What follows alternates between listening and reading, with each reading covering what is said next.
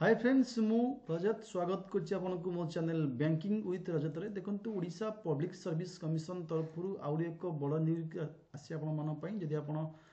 Exam दबाकू चाहंती OPSC रो एटा होची ओपीएससी रो साइट आपनको एटी मेंशन कर देछि रिक्रूटमेंट रे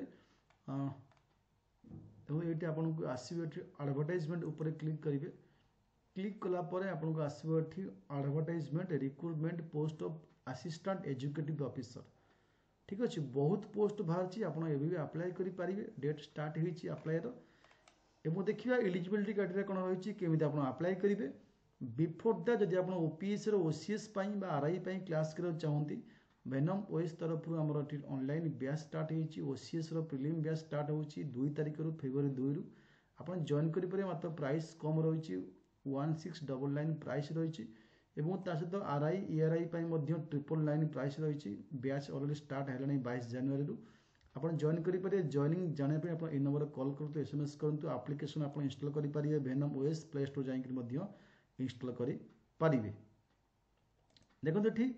मु पीडीएफ इंस्टॉल कर ऑलरेडी डाउनलोड कर देछि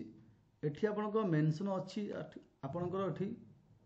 Odisha public service commission group A post अछि assistant executive engineer mechanical and civil दी प्रकार पोस्ट बाहर ये ऑनलाइन एप्लिकेशन 12/1 रु पिला माने स्टार्ट होकर 12/2 भितर आप अप्लाई करेंगे 580 पोस्ट मोट पर अच्छी post of assistant executive engineer ये जनरल अच्छी 326 एससीबीसी एससी और एसटी 580 टोटल वैकेंसी अच्छी तादर 194 वुमेन मानक ये आप प्रिफरेन्स दे पारे आप सिविल ना तो मेकानिकल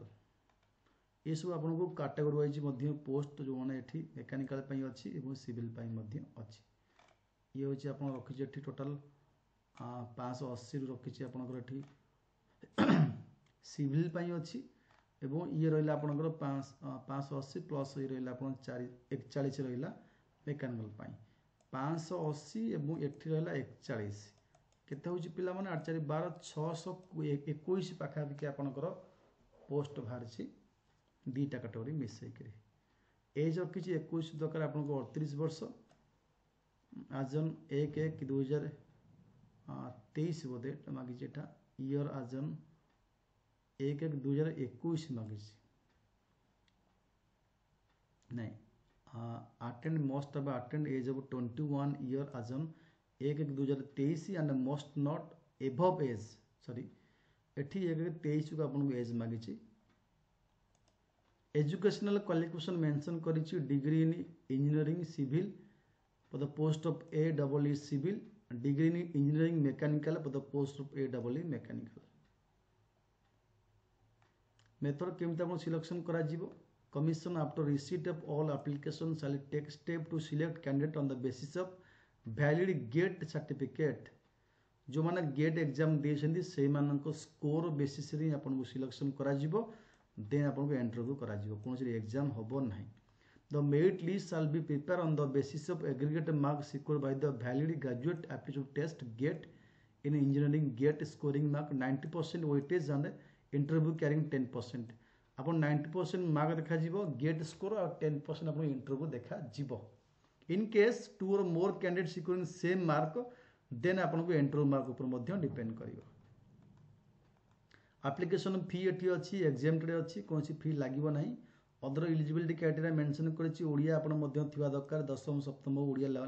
लैंग्वेज पढ़िबा लिखिबा एवं बुझिया मध्य दरकार एवं ता सहित आपको एग्जाम दबा दरकार गेट एग्जाम देन आप अप्लाई करि पारिबे ये एग्जाम ना गेट स्कोर पर डिपेंड कर इंटरव्यू पर डिपेंड करुच्ची GATE score mark plus interview mark मिसिक आपको सिलेक्शन करा केमती अप्लाई करेंगे आप http:/opsc.gov.in जाई अप्लाई करेंगे आउ कौन सी मेथड आप नब ना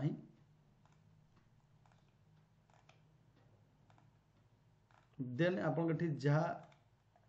डेट मेंशन कर अप्लाई करने डेट एवं एंड डेट मेंशन कर जेहेतु एग्जाम हम ना आ कौन सिलेबस देनी जो मैंने गेट अप्लाई कर एग्जाम देते स्कोर कार्ड अच्छी से डायरेक्ट फॉर्म पकई पारे स्कोर कार्ड मेंशन करेंगे एप्लिकेशन समय एवं आपणकर गेट स्कोर को बेस कर आपको डकाଯିव इंटरव्यू पाई एवं बहुत पोस्ट मध्य बाहर आप अप्लाई करेंगे बिना एग्जाम दे ओपीसी अंडर रे पास करेंगे किंतु आप रिटन गेट स्कोर दरकार एवं आपको इंटरव्यू पास करने निहाती आवश्यक।